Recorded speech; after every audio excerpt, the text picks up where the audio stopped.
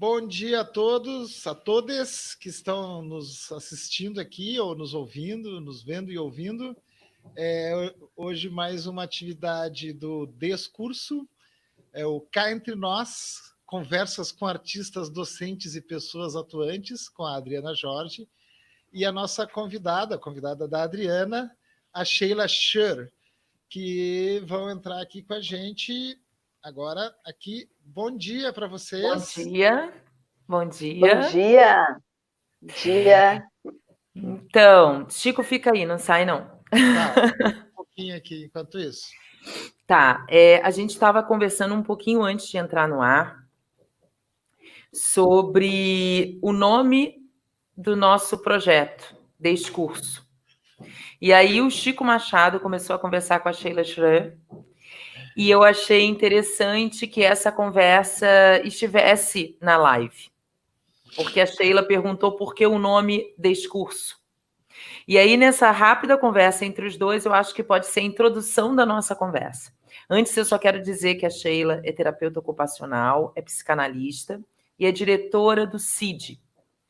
Dito isso, a gente volta para a questão do significado e da proposta desse espaço, desse curso, e entramos naquilo que a gente quer conversar com a Sheila. Tá bom? Tem um bom Sheila, dia. você quer fazer essa pergunta de novo? Então, eu fiquei curiosa porque primeiro de tudo, agradecer o convite, honradíssima de estar compondo essas pessoas que eu me coloco como as atuantes nessa cena da descrição de vocês, dessas participações. Tenho uma vinculação muito forte com esse espaço, através da Luciana, e obviamente que a arte atravessa o meu trabalho cotidianamente. A pergunta, então, me deixou curiosa de saber por onde vocês tinham caminhado para nominar esse projeto. Por que Descurso? Mais um oi aqui. Bom dia, Luciana. Bom dia, Rodrigo. Bom dia. Descurso, então. A gente propôs essa atividade de extensão pensando agora só estou sendo entrevistado, né? A gente pensou nessa atividade de extensão por causa do momento agora do isolamento, né? Da impossibilidade do presencial, para oferecer para as pessoas alguma coisa e que elas pudessem fazer em casa com os próprios recursos, com o que tem e não com o que não tem. O programa Descurso como um todo, que tem várias atividades que compõem ele foi pensado para não ser um formato tradicional de curso, por isso Descurso, né? É uma brincadeira de linguagem, mas ele diz respeito a esse formato menos convencional, menos duro, menos enrijecido que a gente costuma ter nos cursos formais, e também por causa do tipo de conteúdo que a gente se propõe a trazer, que assim tem pouco espaço, digamos assim, dentro dos cursos regulares de arte e assim por diante. Então, por isso o Descurso e claro, a brincadeira com discurso, descurso, né, de narrativas e assim por diante. Muito bem. Então, partindo desse princípio, que a gente está aqui num espaço, não espaço, que a gente vai tentar dialogar com essas possibilidades e essas outras perspectivas, porque no nosso currículo, na nossa formação... Bom dia, Juliana. Na nossa formação, a gente não tem esse espaço definido para conversar sobre tudo isso que a gente vai conversar aqui, Sheila. A gente tem até cursos, ações, projetos que não dialogam necessariamente. E a gente quer pensar sobre isso, sobre essa questão, a questão das competências relacionais, da inclusão e da exclusão, na educação, nas artes e no mundo. Não tem como desassociar isso. E a gente, enquanto está ouvindo a sua fala, eu espero que a gente possa proporcionar um incômodo nas pessoas que estão escutando, como você mesmo disse na nossa conversa anterior, da gente repensar esse mundo a partir de uma normalidade, de uma formação oficial e começar a pensar de outras formas. E até essa ideia do que é normal, do que não é normal, do que é inclusão, do que é exclusão, bagunçar um pouco isso. E eu vou deixar você falar mais, muito mais do que eu, porque a ideia é te escutar, tá bom? Bem, então, eu gostaria muito que a gente pudesse ir dialogando, porque esse universo é um universo no qual eu vivo mergulhada há 30 anos, que foi justamente o meu incômodo que me impulsionou a pensar numa escola que pudesse acolher qualquer criança. O fato de ser advinda da área da saúde me deu uma certa ignorância em relação à educação e ao quão fechado era aquele mundo, justamente porque ainda a lei conduzia a uma existência de uma escola regular e de uma escola especial. Então, estava absolutamente tudo no seu lugar, ninguém incomodava ninguém. Que foi, aliás, uma pergunta que me fizeram numa fala que eu fiz alguns anos atrás por um professor de sociologia, eu vou chegar justamente na formação social daqui a pouco, de por que a gente estava querendo pensar nisso se as coisas estavam tão acomodadas. As crianças ditas normais, na escola regular, que hoje não tem mais esse nome, né? A escola, a gente chama a escola que acolhe todo mundo, e a escola especial que acolhia as crianças com deficiência, e que essa nomenclatura também já passou por N estágios.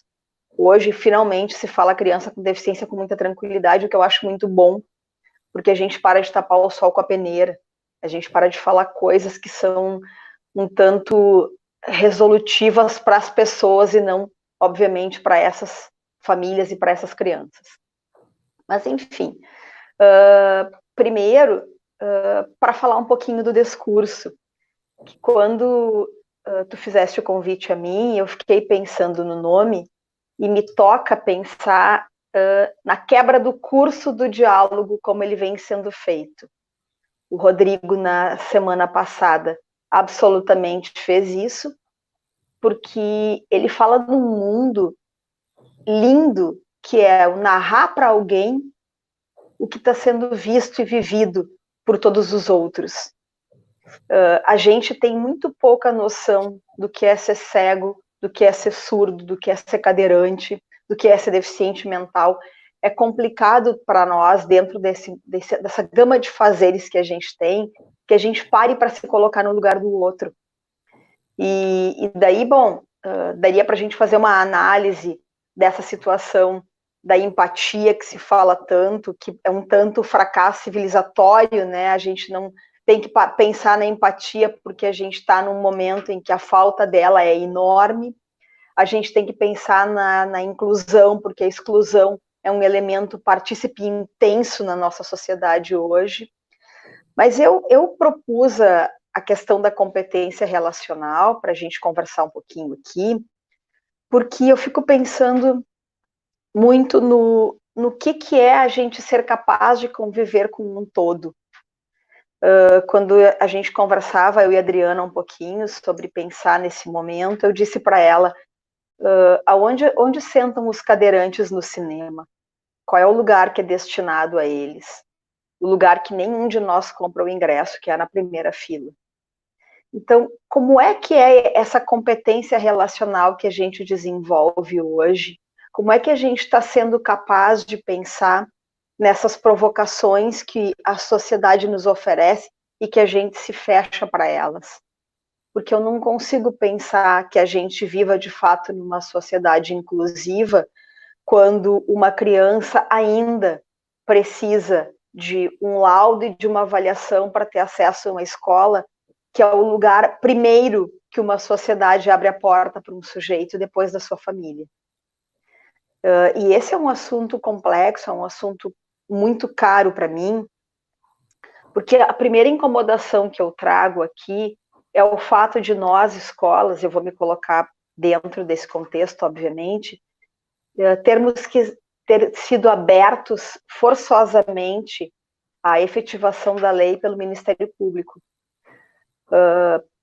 Se a escola precisa que a justiça vá bater na sua porta para dizer como ela tem que funcionar, me parece uma coisa bem triste, porque eu acho que esse olhar para as crianças como um todo precisa vir da gente, não pode vir do outro, precisa vir da escola, que precisa entender, assim como a universidade vai entender qual é a sua forma de abrir a porta para acolher todo mundo. E quando eu falo numa formação de sociedade, os deficientes não chegaram nela agora, não chegaram em 98, quando a LDB entrou em vigor. Eles chegaram desde sempre. Dentro do que a gente está vivendo agora, então, para fazer uma analogia, como está sendo difícil para a gente estarmos trancados nas nossas casas, trabalhando de forma remota, mas trabalhando. Vamos pensar um pouco no processo dos manicômios, como é que, por que se lutou tanto em termos de saúde mental para fazer uma quebra desse percurso da internação manicomial? Porque a gente sabe, e Anísio da Silveira trabalhou lindamente com a arte, Bispo do Rosário trabalhou lindamente com a arte, a gente sabe que esse tipo de cena, ele torna o processo de doença mental ainda mais sério e mais grave.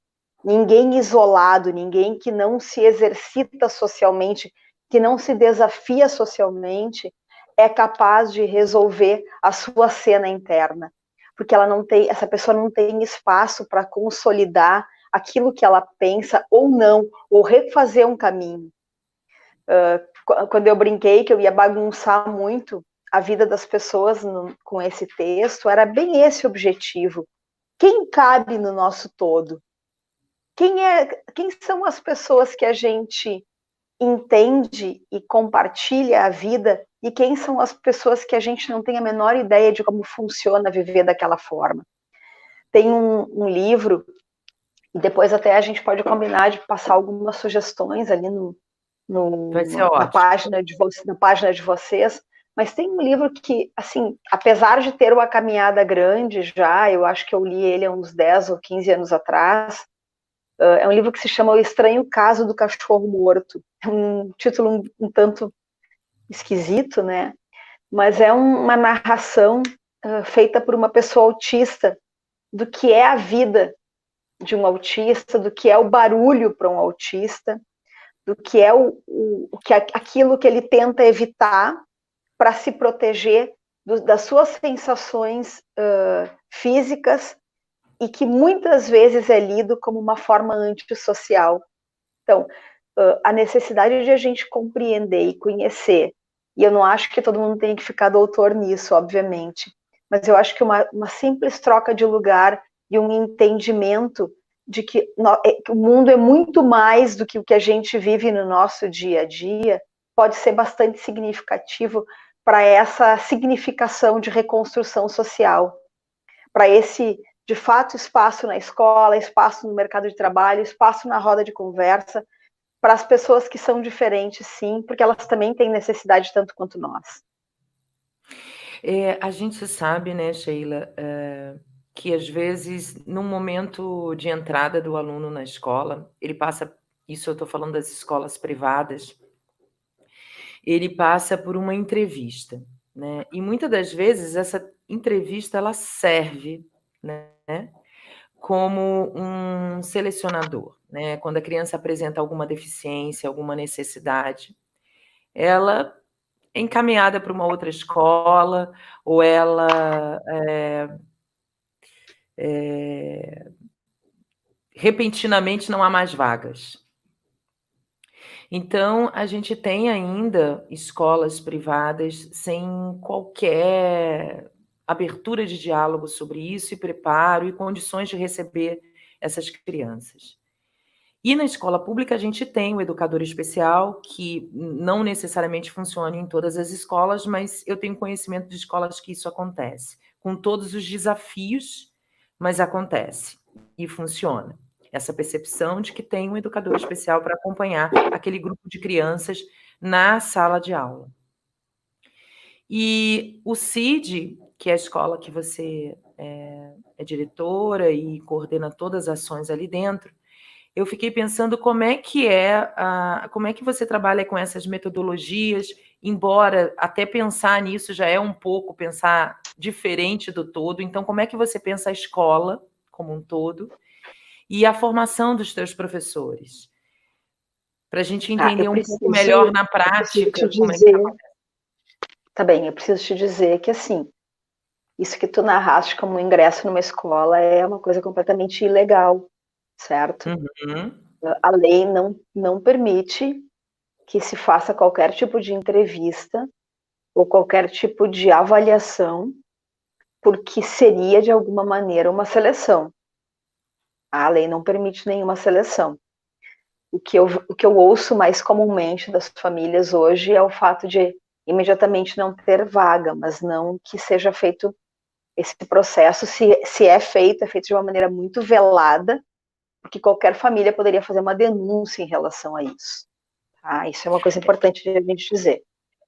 E aí, então, reforçando, isso acontece e geralmente os pais, sem a consciência ou a informação de que isso não pode acontecer, acabam desanimando, né? É sempre um processo de desanimar. Tá entrando aqui, eu não sei se você está vendo, Sheila. Estou vendo sim, uhum. Então acho que todos Então, estão vendo. vou contar um Mas pouquinho dessa história. Mas aí mas foi ótimo essa sua colocação, né? É muito bom que isso fique aqui. Tá, deixa eu fazer alguns pontos, então, primeiro em relação a isso, para depois poder chegar, então, nesse livro. Tu pensa uma coisa assim, eu vou falar enquanto psicanalista num primeiro instante, tá? Depois eu vou caminhar para a escola. Uhum. A gente recebe no setting terapêutico uma família enlutada e dolorida porque recebeu, então, a notícia do filho deficiente. Não importa em que faixa etária ele esteja, de bebê até uma criança de 3, 4 anos, uma criança mais velha, porque muitas vezes as situações se desenrolam com a percepção da família de que tem alguma coisa errada, ou por um modelo de um outro filho, ou pelo modelo das crianças ao redor, enfim. Então, esse diagnóstico nem sempre vem imediatamente do nascimento, tá? Mas vamos lá, independente dessa situação, eu tô com uma família no meu setting terapêutico e eu tô agregando valores àquela cena com muito esforço. E aí a família abre a porta do consultório para sair e ela não encontra portas para entrar em nenhum lugar social. Então, me toca e me chama a atenção pensar nesse assunto justamente por isso. Porque não há como tu sanar um luto de alguém que está vivendo, com certeza, um impeditivo relacional em todas as vias. Inclusive nessa que tu dizes agora, que é a não entrada na escola. Que, digamos assim, é o óbvio de acesso das crianças. Vamos lá, então. Como é que a gente produz isso no CID? Nunca tive dentro do meu contexto de seleção de pessoal uma formação específica para pessoas que tenham entendimento em relação à deficiência. Por quê? Porque o CID tem uma equipe de trabalho que faz todo o amparo dos professores. Então, tem uma coisa que é fundamental, que é o desejo de um professor de poder conhecer a sua função, que é a transmissão do conhecimento ou a partilha do conhecimento, em relação a qualquer criança. E eu sempre digo assim, ó, vocês têm um aparato técnico de conhecimento que é saber como tu ensina. Não importa que criança seja, tu vais entender a cena do desenvolvimento dela e a partir desta cena tu vais adaptar a aprendizagem dela. E o trabalho importante que a gente faz no dia a dia na escola é através da filosofia. Eu sou professora de filosofia do 1º ao 5º ano, e aí a gente faz uma intersecção com as outras áreas também, obviamente, mas é fazer com que as crianças se conheçam, se percebam fisicamente, primeiro, reconheçam as singularidades dos seus colegas que têm alguma deficiência e possam estar com as portas abertas para perguntar sobre isso. À medida em que a gente traz informação, a gente protege. Quem a gente protege? A gente protege o todo. Porque à medida em que as crianças estão seguras daquele convívio, vou te dar um exemplo, parando um pouco minha linha de raciocínio. Nós tínhamos um menino que era cadeirante, que amava futebol. E os colegas encontraram para ele um lugar maravilhoso, que era a goleira. Por quê? Porque a cadeira ocupava um espaço bastante grande na goleira. Então, entrar gol na goleira dele era sempre muito mais complicado. Na hora de fazer a seleção de quem ia para qual time, ele era sempre o primeiro a ser escolhido no para o ímpar deles. Porque eles tinham feito daquele limão, eventualmente, dele, uma baita limonada para o contexto todo. E não é porque ele estava sendo excluído e só cabia ali. A gente tem que pensar também que, ok, a limitação ela não pode ser resolvida. A gente não tem como... acho que seria uma outra exclusão se a gente quisesse resolver o problema de um cadeirante. Ninguém pode levantar da cadeira e sair andando. Isso não vai acontecer. Não existe uma mágica nisso. Mas existe o poder partir daquilo e interseccionar com a realidade. E aí sim, eu acho que é o contexto onde as crianças podem, através da literatura, e a gente tem uma gama enorme de livros infantis, de livros infanto-juvenis, que falam sobre essa diferença. Funciona muito assim, os animais são nossos parceiros muito íntimos para poder fazer com que as crianças não troquem de lugar imediatamente, mas possam fazer através deles. Então, falar das emoções e falar das dificuldades através da literatura, para mim, é o meio mais confortável que existe para trazer a criança a discutir aquilo. É sempre um convite que dá muito certo. A gente tem aqui um comentário da Matilde, olha, alguns pais não denunciam porque já estão muito fragilizados e doidos, mas a denúncia é importante. Com certeza, Matilde. Eu ia fazer esse comentário, aproveitando que entrou, que se tiverem perguntas, viu, Chico, que está nos apoiando, pode ir colocando, na medida do possível, a Sheila poder responder. Sheila, a gente entrou com uma imagem de uma publicação, ali um pouquinho antes. Isso, vai entrar. Vou falar um pouquinho dela, então. A gente... me convidaram para fazer uma fala num congresso internacional de educação inclusiva na PUC, em 2016, e essa minha fala suscitou interesse em algumas pessoas do núcleo de formação em educação infantil da PUC, que é o NEPAP. E a gente, então, através desse convite do NEPAP, fez uma caminhada de 2 anos, todas as semanas de encontros. O primeiro ano, quem sediou fisicamente foi a PUC, e a gente fez, então, lá um estudo mais teórico, e o segundo ano, quem sediou foi o CID, mas o grupo que compôs essa caminhada foi sempre o mesmo grupo. Foram as pessoas que compunham o NEPAP, que compõem o NEPAP lá na PUC, e os professores de educação infantil do CID, junto com a equipe diretiva e algumas pessoas da equipe de apoio. O que a gente fez? Nós nos debruçamos na teoria que tinha acerca da inclusão e fomos fazendo um casamento dessa teoria com a prática. Ele está selecionado por pessoas e capítulos de uma forma para ficar mais fácil de organizar, mas, na verdade, todo mundo trabalhou o tempo todo em todos os discursos que compõem esse livro. Foi um estudo muito relevante, porque todas as vezes que a gente trazia uma situação acontecida em sala, ou no pátio, onde quer que seja da escola, e confrontava com a teoria, muitas vezes a gente entendia o quanto precisava reconstruir aquele texto teórico e não compor com ele, porque ele não dizia respeito de fato ao que a gente vivia na sala de aula. E isso foi bastante importante também, porque a gente se dá conta que a bibliografia acerca da inclusão é muito rara, ela ainda é muito pequena, porque ou se fala sobre a experiência teórica de pensar sobre isso, ou se fala na prática de agir nisto. Então, acho que por isso que essa obra ela é bastante relevante para nós, porque ela foi feita num tempo bastante longo, que nos deu chance de pensar e repensar sobre muita coisa. Poderia hoje, assim, retocar muita coisa dela, mas eu acho que é bem normal quando a gente relê, a gente repensa coisas, né? Quem sabe, a gente já fez algumas modificações, ela está na 2ª edição já, mas a ideia é poder seguir ia ser a partir desse ano, esse grupo ia seguir trabalhando para a formação de um novo objeto de de leitura, mas tivemos que adiar em função da pandemia. Mas a gente vai voltar a falar sobre isso. Eu tenho desejos pessoais de mergulhar também em algumas outras coisas da composição social a partir do trabalho do Cid, mas isso é para daqui a pouquinho também. Eu estou vendo aqui, princípios inspiradores da atuação na educação infantil. Princípios inspiradores. Que princípios são esses, Sheila, que a gente possa conversar um pouquinho aqui dentro desse pequeno tempo que a gente tem, mas que quem está nos ouvindo possa ter alguma ideia de qual é a tua abordagem, qual é a tua perspectiva dentro desse assunto. A gente, para ser bem rápido em relação a isso,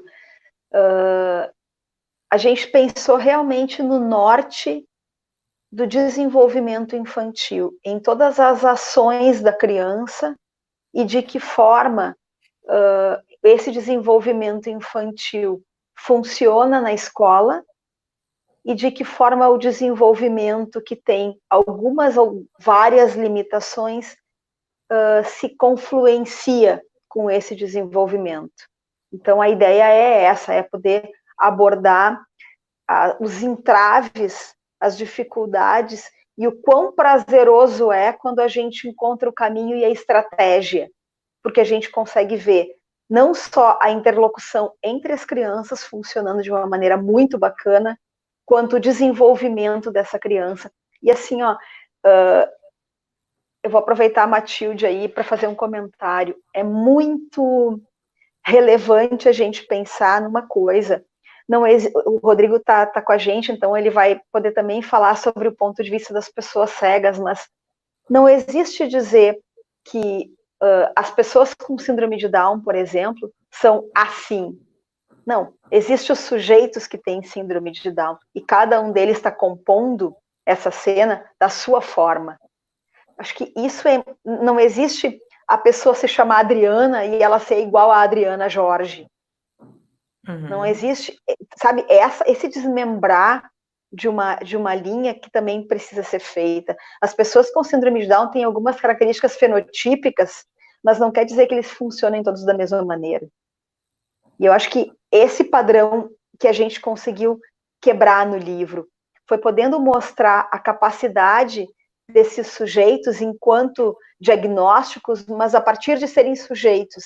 E é óbvio que uma das linhas que nos sustenta é a psicanálise, por isso, então, essa singularidade no olhar a cada uma das crianças que estão ali.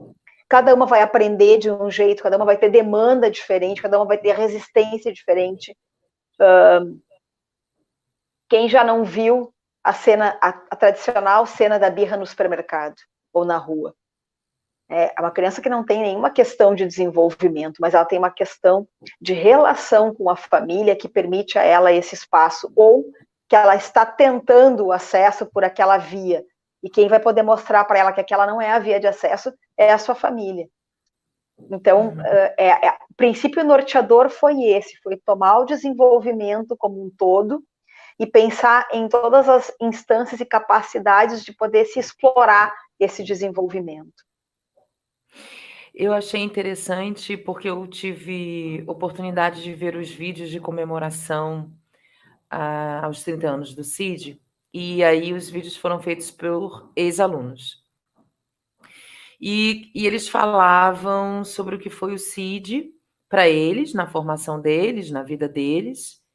Acredito que eles estejam com o quê? 18, 19, 20, aqueles vídeos que eu cheguei Tem um vídeo da semana passada, que é o vídeo do Matheus e da Roberta. O Matheus é um menino de 9º ano, mas a Roberta é uma mulher de 30 anos. Olha. E ela vai casar logo, então ela referiu a espera pela nossa saúde para os filhos estudarem lá. Então, a gente já tem criança que são filhos de alunos atualmente na escola. Mas essa provocação foi linda para nós, de quão bonito está sendo esse caminho aí. Então, e aí o que me chamou a atenção é que esse vídeo específico que eu vi, eles falavam do que marcou mais. E eles diziam que era o carinho das professoras e o show de talentos. Então, esse show de talentos, né, me marcou de estar ouvindo o tempo inteiro eles dizerem sobre isso. E eu fiquei curiosa de saber exatamente o que é isso. Então, a arte é uma parceira maravilhosa para a gente quando a gente trabalha com o subjetivo, porque através dela não existe ali um certo ou um errado, existe tu te colocar. Eu acabei lendo o Rodrigo agora ali falando nas barreiras atitudinais. Uhum. Nossa, absolutamente, absolutamente. Porque as barreiras físicas, ainda que a lei hoje na construção de um espaço tenha bastante cuidado, elas são o menor problema. Porque se tiver uma rampa maravilhosa para subir e a pessoa chegar num lugar e ela não for bem-vinda lá, a rampa não adiantou de nada. Então, a barreira atitudinal, para mim, também é, Rodrigo, o maior problema de tudo. É o que impede as famílias, porque as famílias ficam bastante receosas de estarem num lugar e não serem acolhidas. E impede, obviamente, as crianças e os adolescentes e os adultos também. Mas o show de talentos é um dos pedacinhos do trabalho que a gente faz com eles, podendo alavancar o desejo de estarem se mostrando no que eles entendem que seja a sua maior competência. Tem um outro trabalho bacana que a gente faz, que é sempre em maio, em comemoração ao aniversário da escola, que a gente busca um tema, e esse tema eles desenvolvem uma obra de arte. E a gente faz uma exposição que fica aberta para a comunidade durante um sábado todo, onde eles são os curadores daquele momento ali e são os apresentadores daquele momento ali. Então, são várias formas de tu mostrar o teu talento, a tua possibilidade de ser no mundo. E é importante que eu te diga que esse show acolhe todo mundo. Ele não acolhe, não existe restrição, existe possibilidade nele. Então, todo mundo vai estar lá mostrando, e tem até os que preferem não estar, que de alguma maneira fazem um paralelo, vão ser apresentadores, ou enfim, mas não vão estar diretamente se demonstrando no palco. Isso é importante também, tu poder escutar a capacidade de não estar ali, pelo menos naquele momento, é fundamental. A escola vai ter famílias de crianças com alguma necessidade, deficiência, e outras não. Como é que fica essa relação? Como é que você conduz isso? Hoje essa relação é muito bonita, porque hoje a gente já há uns 10 anos vem recebendo famílias que buscam o CID pelo CID pensar nesse contexto inclusivo. No início foi muito complicado. Eu vou te dizer que teve um tempo dentro da caminhada dos 30 anos, imagina, a gente começou a escola em 90 e a lei é de 96.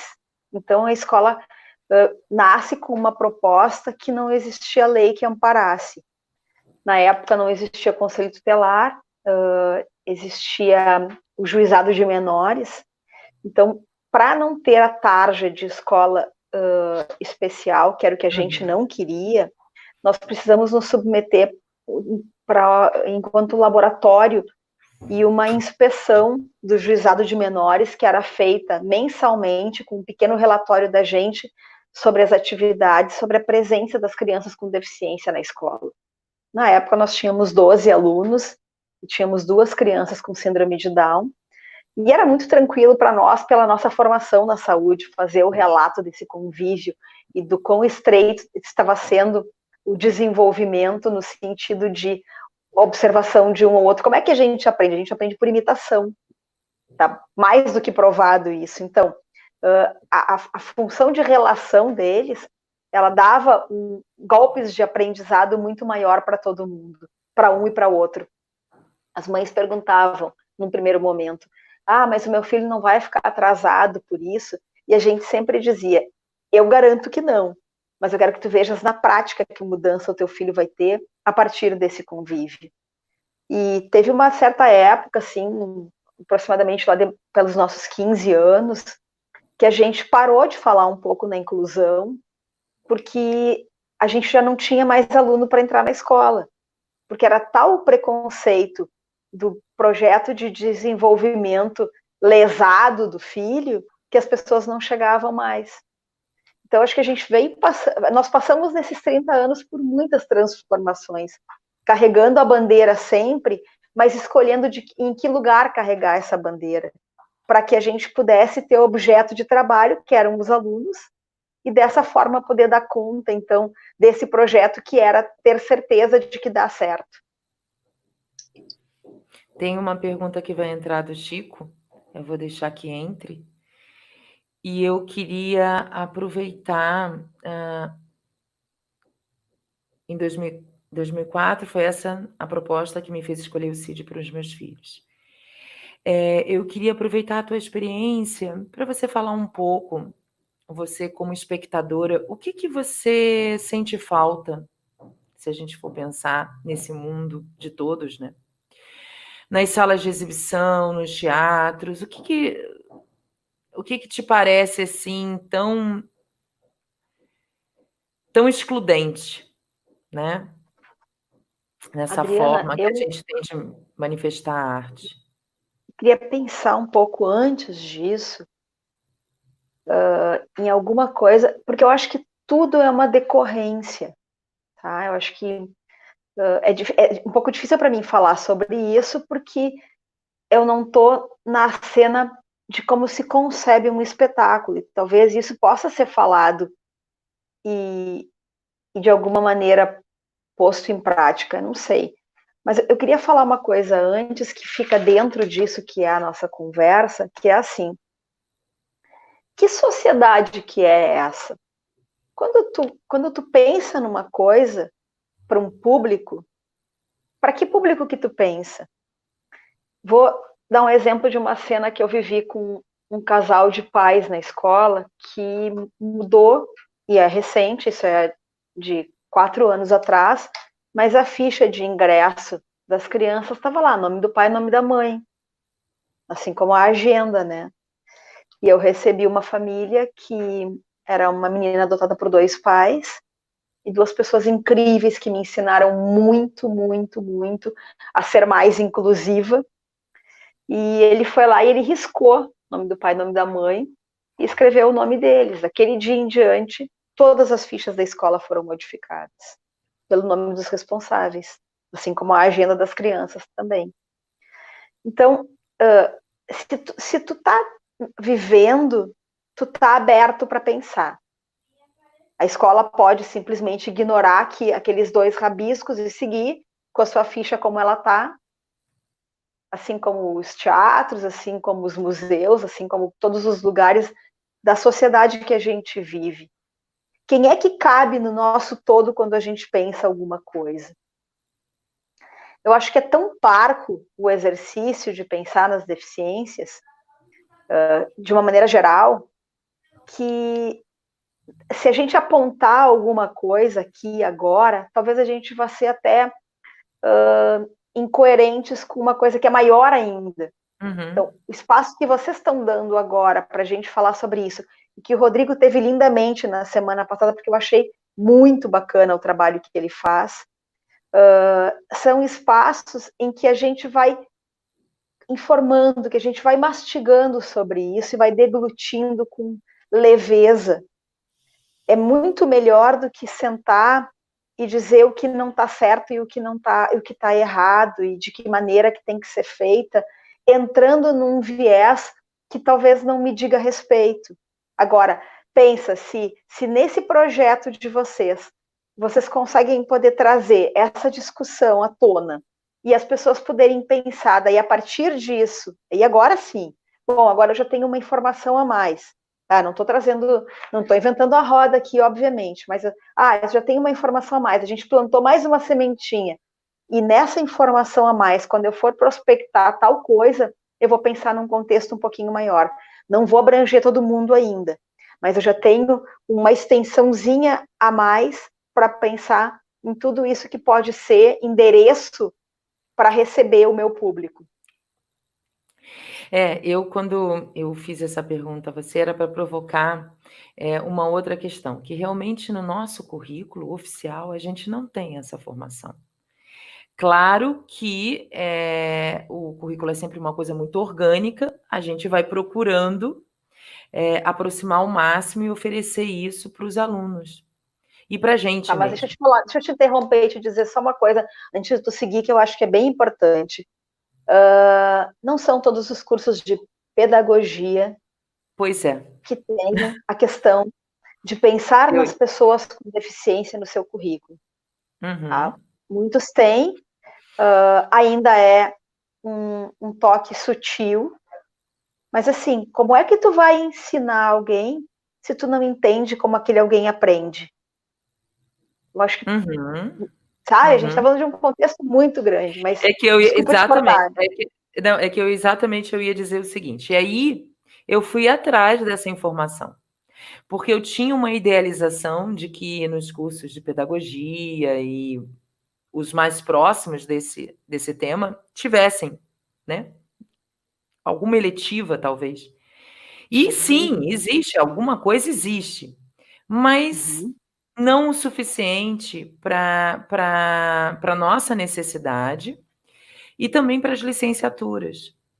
Então, foi justamente essa surpresa que eu tive.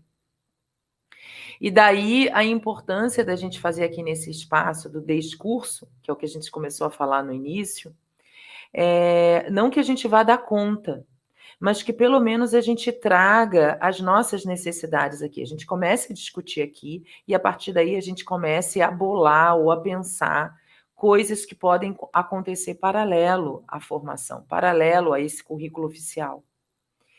E para que a gente, enquanto professor, possa aprender, né? Que é uma lacuna que eu tenho na minha formação e que eu dou aula na licenciatura.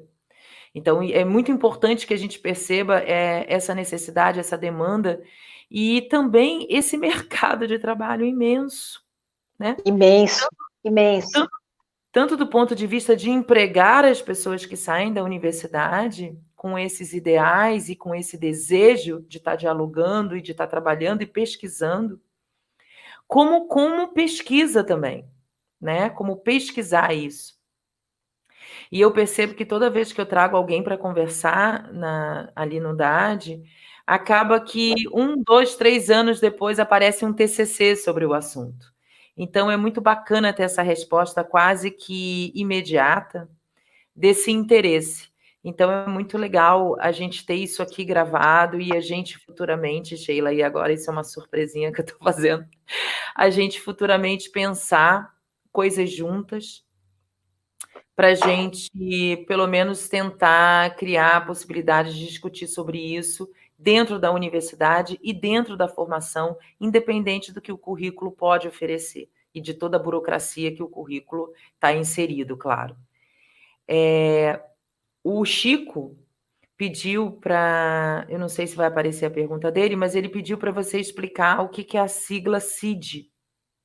Ah, sim. A escola CID... Tá. O CID é o Centro Integrado de Desenvolvimento. Um nome de escola não muito convencional, especialmente na época em que a gente abriu, que as escolas era educação infantil, então elas tinham nomes bem mais próximos do que seria nome de livro infantil, talvez.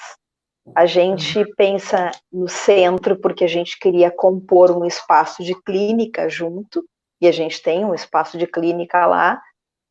A minha formação primeira de graduação é terapia ocupacional, então foi essa motivação a minha, da minha sócia, para buscar um espaço em que pudesse ser um centro de olhar para o desenvolvimento, e não se usava a palavra inclusão naquela época, se usava integração. Então a integração tinha esse viés, em poder fazer com que se consonasse ali crianças quaisquer, com qualquer tipo de desenvolvimento, normal ou deficiente. Então, a sigla CID é isso, é o Centro Integrado de Desenvolvimento. Dena, nessa tua questão, a gente falava um pouquinho da sociedade antes, eu vou propor a gente pensar cada um de nós numa situação assim. Quantas vezes a gente responde da mesma forma a mesma pergunta? Vou brincar um pouco de Sócrates aqui, né? Que sai então pelas ruas lá de Atenas, podendo provocar as pessoas com suas perguntas. e acaba sendo condenado pela a morte por estar provocando demais as questões. Quando o Rodrigo fala na autodescrição, ele fala de uma estratégia para a inclusão.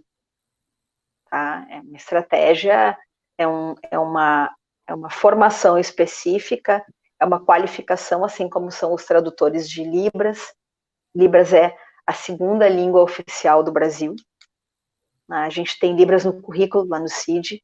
As crianças, desde o primeiro ano, elas têm aula de Libras, na mesma quantidade de tempo que elas têm aula de inglês, porque a gente entende que, assim, pensar na inclusão é pensar que uma criança vai ser um adulto. E como é que a sociedade vai se transformar? Por exemplo, para as pessoas surdas, se só os surdos e os seus familiares e os tradutores sabem falar Libras. Precisa pulverizar na sociedade pessoas quaisquer que saibam falar Libras. Então, essa preocupação a gente teve de incluir já há 3 anos Libras no currículo. E tem sido bacana. Eles optaram, por exemplo, no show de talentos do ano passado, em apresentar uma música em Libras, porque era uma coisa que para eles estava sendo bastante significativa. Então a música tocou e eles cantaram ela em Libras da mesma forma. Acho que são as estratégias que a gente vai buscando para poder aumentar o repertório das pessoas, nesse caso dos alunos do CID, aumentar o repertório e o olhar deles, a sua capacidade de serem mais inclusivos. E, obviamente, aos outros de poderem estar sendo acolhidos. A gente não teve na nossa história nenhuma criança surda nesses 30 anos. E isso foi a primeira pergunta que a professora de Libras me fez na seleção. Mas por que vocês querem dar aula de Libras aqui se vocês não têm nenhuma criança surda? E aí, bom, eu pude dizer para ela do nosso desejo de formação de uma outra sociedade. E que se a gente não der o primeiro passo, a gente nunca vai poder responder aquela pergunta de uma forma diferente. Então, essa era a minha provocação. Eu respondo aquilo de que jeito? Depois de ver um livro, depois de ler um livro, depois de ver um filme, depois de olhar uma tela, depois de fazer uma viagem, a gente responde das nossas coisas de uma outra forma. A gente se encontra livre para dar conta das coisas de uma maneira um pouco diferente. E essa liberdade de criar está dentro de nós a capacidade para isso.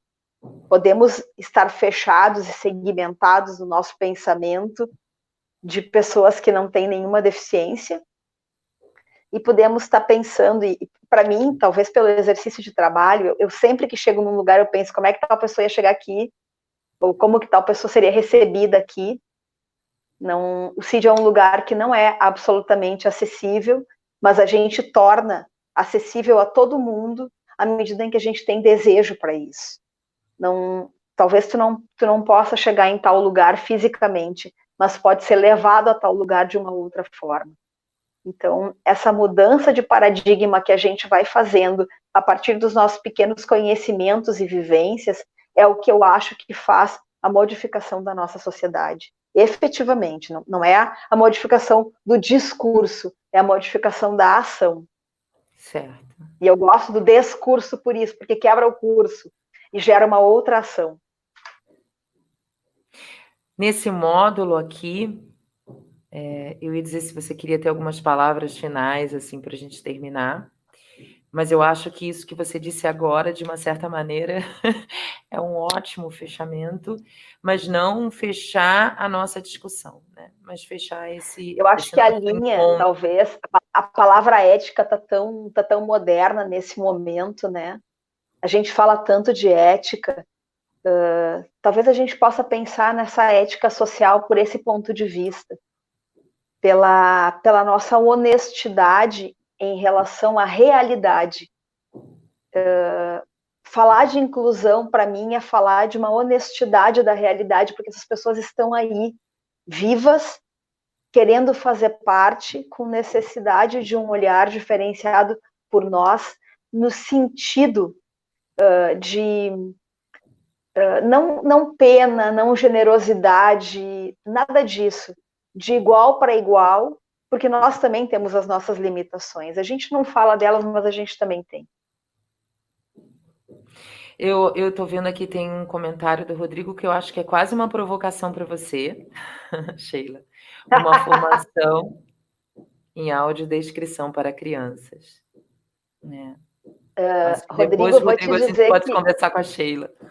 Não, eu escutei a tua fala na semana passada e fiquei muito mobilizada com isso, muito mesmo, porque eu fiquei pensando que eu vou provocá-los nesse exercício.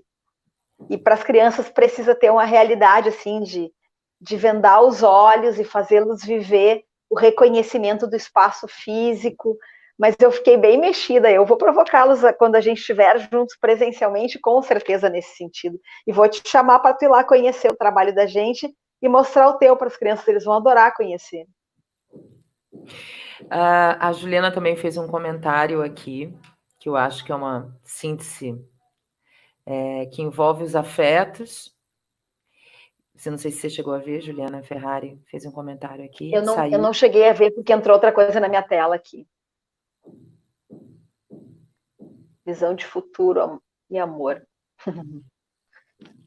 A Juliana acompanhou de pertinho por algum tempo. Pedro estudou com a gente por um tempo, então a gente conseguiu fazer trocas bem bonitas e bem significativas naquele período. E eu preciso, assim, referenciar o comentário da Luciana, que foi uma das primeiras mães, e era 2004, faz bastante tempo, foi uma das primeiras famílias que chegou à escola com a demanda de poder estar ali, porque a gente falava da inclusão. Isso começou a ser mais moderno agora, ultimamente, mas no começo era muito raro que alguém chegasse com isso. Então, confiar que a gente teria a possibilidade de conduzir a mão do trabalho, pensando no desenvolvimento pleno dos guris e no olhar deles para as questões das pessoas com deficiência foi bastante significativo. Tá aí o comentário da Luciana. Gratidão pela confiança. Obrigada, Luciana. A gente aqui nesse módulo, olha, a gente já está quase agendando, Sheila. Eu e você, da gente se encontrar. A gente, nesse módulo, a gente vai ter mais 3 ou 4 encontros ainda sobre esse tema. E no penúltimo módulo, se eu não me engano, a gente vai ter uma conversa com a Letícia e talvez ela traga a questão das produtoras de acessibilidade. E aí eu queria convidar você para também estar junto, para conversar juntos sobre isso, tá? Eu queria muito agradecer o espaço, agradecer esse encontro, agradecer o Chico, agradecer todos que participaram, que comentaram, que fizeram perguntas ali. E, infelizmente, a gente está terminando o encontro, mas a gente vai continuar a criar, né? Dentro deste curso e fora também, para que a gente possa criar esses espaços. O Chico está entrando. Eu também estou começando a falar com isso. O Chico foi o nosso mentor da organização tecnológica, que sempre dá aquele friozinho na barriga, vai rolar, não vai rolar. Obrigada, Chico, pela orientação prévia ali na entrada da live. É um prazer te ter aqui com a gente nessa nossa atividade de extensão aqui. Antes também vou passar para a Adriana fazer o encerramento aí, mas não é demais dizer que o Descurso é um programa de extensão com várias atividades, né? Esse aqui, o Cá Entre Nós, é uma delas, e que é um programa de extensão da Universidade Federal do Rio Grande do Sul, da ProRest, com o Instituto de Artes da URGS, os professores são do Instituto de Artes da URGS, e do Departamento de Arte Dramática também, que é onde aqui eu, Adriana e outros estamos lotados, né? Boa essa palavra, lotados. Rodrigo, agradecendo. Obrigada, Rodrigo. E é isso. Tem toda a programação, né, Chico, no Instagram e no Facebook para acompanhar as próximas atividades com outros professores também. Isso, estou chegando mais perto aqui para o áudio ficar melhor. Botei o e-mail do Descurso também ali em cima nos comentários, né? aqui na lista de comentários. Quem quiser saber mais da programação, quiser trocar uma ideia, quiser informações sobre essa atividade específica, ou sobre a Sheila, ou sobre o discurso como um todo, né? A gente pode fazer esse meio de campo, tá? E aqui tem mais alguns comentários ainda para vocês aqui. Tem? Então, mandar. Mariana Silva, obrigada. Mariana é uma mãe lá da escola. Luciana. É isso aí. Vou deixar vocês aqui no encerramento, tá? Fiquem à vontade. Eu quero fazer um comentário assim, antes de a gente encerrar, que eu acredito muito que tudo aquilo que passa por uma emoção evoca um sentimento. Eu acho que a arte é uma emoção sempre, ela evoca muitas coisas profundas na gente. Então, estar nesse lugar falando sobre inclusão é muito importante para a inclusão. Que as marcas possam ficar significativas em cada um de nós no tempo em que a gente tiver capacidade para dar conta disso. Eu acho que essa capacidade da gente não pode ser medida pelo desejo do outro, ela tem que ser pela necessidade de cada um de nós, mas falar sobre isso é muito importante, porque tem muita gente com muitas dores em relação a isso, tem muita gente com portas fechadas em relação a isso. Então, eu acho que alenta o coração e prospecta uma sociedade diferente. E essa prospecção é a nossa responsabilidade com as crianças, porque a gente não pode sair da vida adulta deixando nada para eles nesse sentido de ética, de olhar inclusivo, de capacidade de poder reconstruir de uma outra forma esse diálogo social. Muito obrigada, viu, Sheila? A gente Obrigada vai a vocês também. E a gente vai ter que terminar. Então, obrigada, gente. Um beijo, obrigada e bom trabalho para vocês, que siga lindo o discurso. Obrigada. Fica mais um pouquinho, tá? Depois que a gente sair. Tá bem. Chico vai encerrar.